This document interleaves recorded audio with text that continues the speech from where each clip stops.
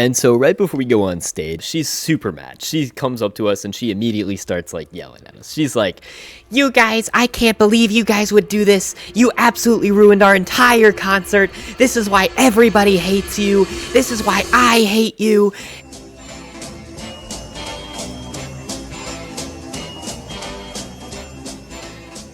"What's going on, guys? Wornkibbles here, back again, this time wishing you a happy holidays, a Merry Christmas. Since today is actually Christmas Eve, the night before Christmas, I was wanting to tell you a more Christmas-themed story today. And this one is about the time that me and all my friends kind of completely ruined our Christmas choir concert. Unlike a lot of my other stories, this one actually only happened a few years ago, and honestly, it was one of the worst things that I'd ever been a part of. But enough of this intro, let's get in this story. So, first of all, this entire thing never started as me trying to like ruin the concert or anything. I mean, yeah, it happened, but it certainly wasn't my intention. So, don't all you out there just be thinking I'm like a terrible person who tries to like sabotage choirs and stuff. But how this actually started was with my friend group in our school choir. So we were kind of making fun of one of our friends, which isn't a bad thing. I mean, there's kind of that dynamic in a little bit of every friend group. I mean, with the boys, you kind of just always have that person that just gets picked on. And so in this group, this kid's name is Keegan, and Keegan takes it pretty well. Doesn't get like super annoyed with us and knows that we are just joking. But as time goes on, I start to feel bad because usually in our friend group, the person that like gets picked on kind of rotates every few weeks so that it's not always us just bullying the same person. I know a lot of groups just kind of do always bully the same person, but ours, like, we kind of just start to feel bad if that happens. But for the last little while, Keegan had been the center of this bullying for like kind of a little while, like a little bit longer than usual. And so naturally, I wanted to try and find a way to make up for it. And so I got all my friends and I was like, hey guys, wouldn't it be funny if we did a complete 180 and just started like worshiping Keegan? I mean, we've been like being so mean to Keegan, so wouldn't it just be like great if like tomorrow when Keegan comes in, we just like completely worship Keegan? And they're all like, yeah, I guess that would be kind of funny. So next day, Keegan walks in and we're all like, Keegan, come join us. And it's all like pretty cringe stuff, but we start like addressing ourselves as the Keegan section instead of the bass section.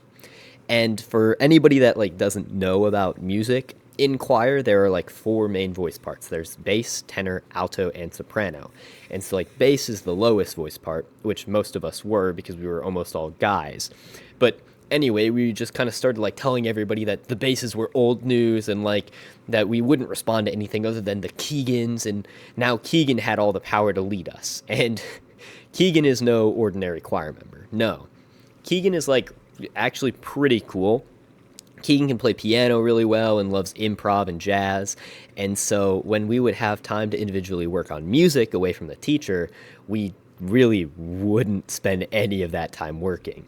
For the most part, we would kind of just have Keegan play piano while the rest of us improvised over the music, and it was really fun. Like, it was genuinely some of the best times that I actually ever had in the class, and we just were goofing off, like, constantly. So much so that we even started to listen less, like, when we were actually in the room with the director, which wasn't all that great. Like, there was one day when we took all the chairs in the room and stacked them on top of each other to build, like, a giant fort out of chairs, which, mind you, we are in high school, and this kind of seems like something that we would do at a sleepover in, like, third grade and make a fort out of chairs. But anyway, we made this fort and we're like, No, we're not coming out of our castle. You can't make us sing. which was really cringy. But of course, this made the director like really mad at us because we were just goofing off instead of learning the music that we had to actually perform for the concert. Now, this would be one thing if we like were already really good at the music, or like if the music was really easy and we could learn it really quickly, but this was not the case. We didn't know this music at all, and as the concert grew near, we really should have practiced our music more. Like, we should have just been like practicing our music, stop goofing her off. We should have been like, you know what, the concert's coming up soon, so maybe we should spend a few times practicing, but we didn't.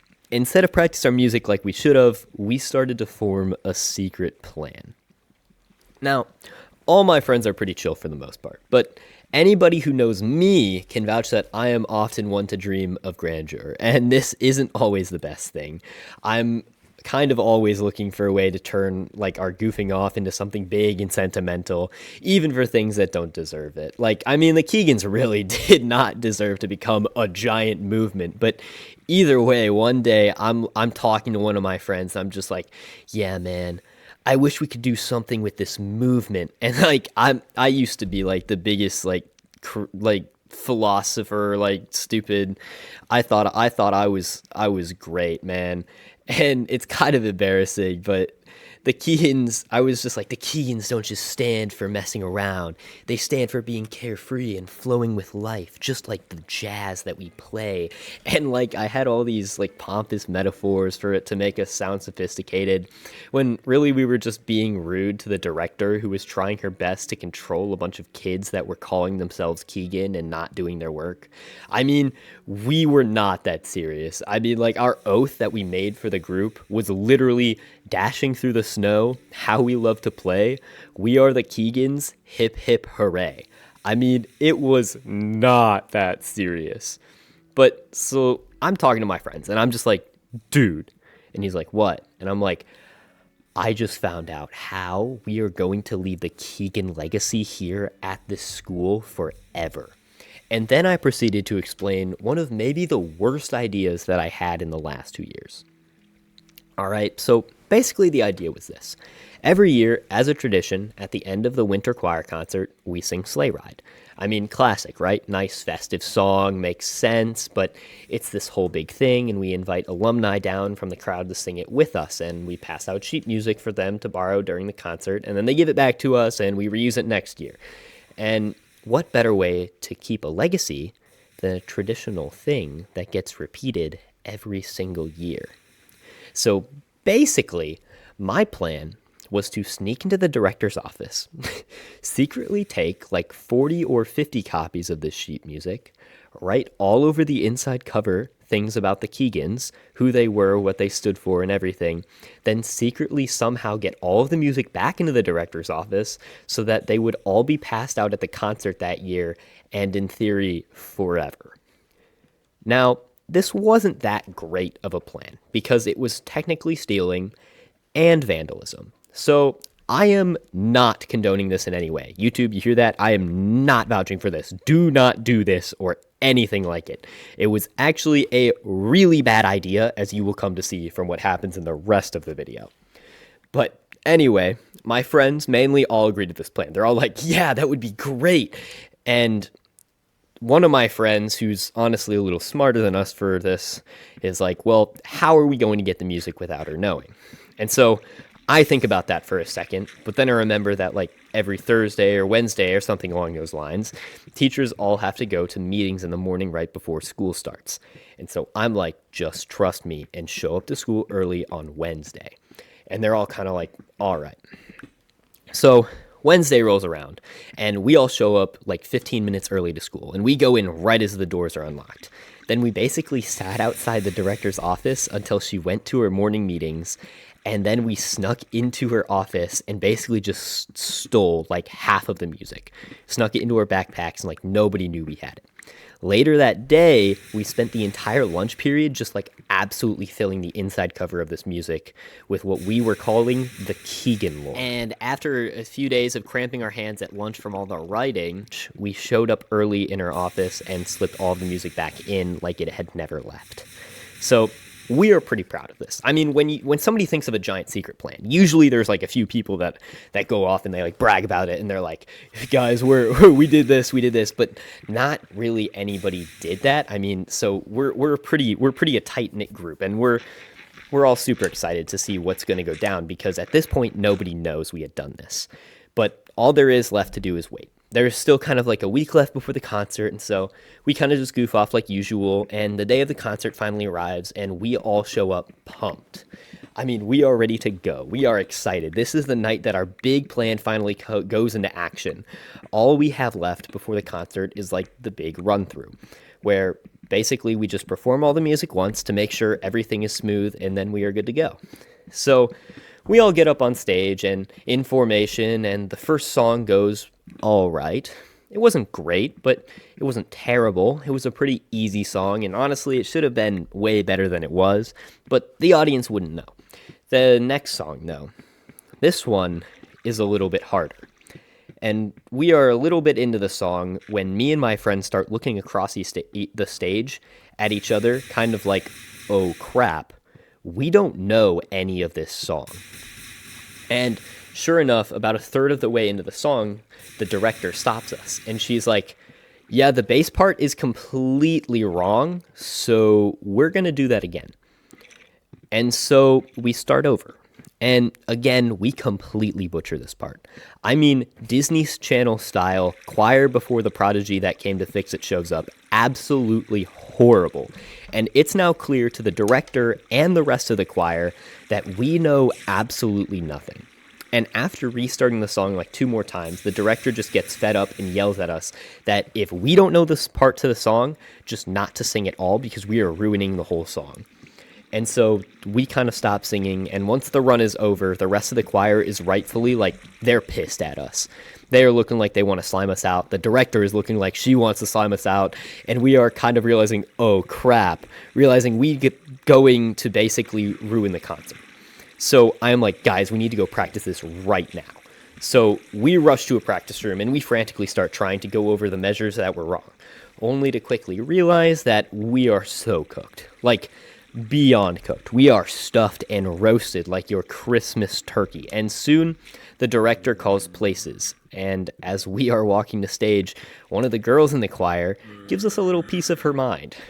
And so right before we go on stage, this girl comes up to us, and she's super mad. She comes up to us and she immediately starts like yelling at us. She's like, You guys, I can't believe you guys would do this. You absolutely ruined our entire concert. This is why everybody hates you. This is why I hate you.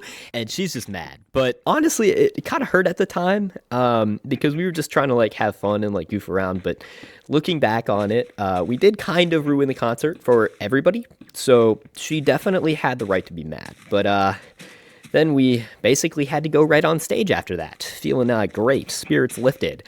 And as we're walking to my place, it sort of dawns on me that the Keegan music is going to be passed out to everyone at the end of the concert, which, I mean, I kind of forgot about that at this point, because we were just so caught up in how terrible this was going and how we need to fix this and how we needed to like run our part and stuff, that we didn't remember that we had even done the Keegan music thing.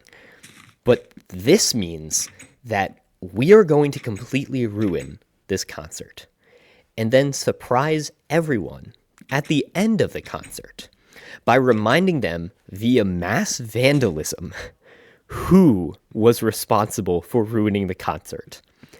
But at this point, there was nothing we could do but watch. It was too late. It ended up being like the worst musical performance that me or any of my friends had probably ever given. And then afterwards, the director and about half the choir were just like pissed at us for the entire rest of the year. And this was only like halfway through the year. This was right before winter break. Like I said, this was the Christmas concert. So we had a whole nother half a year where everybody just hated us.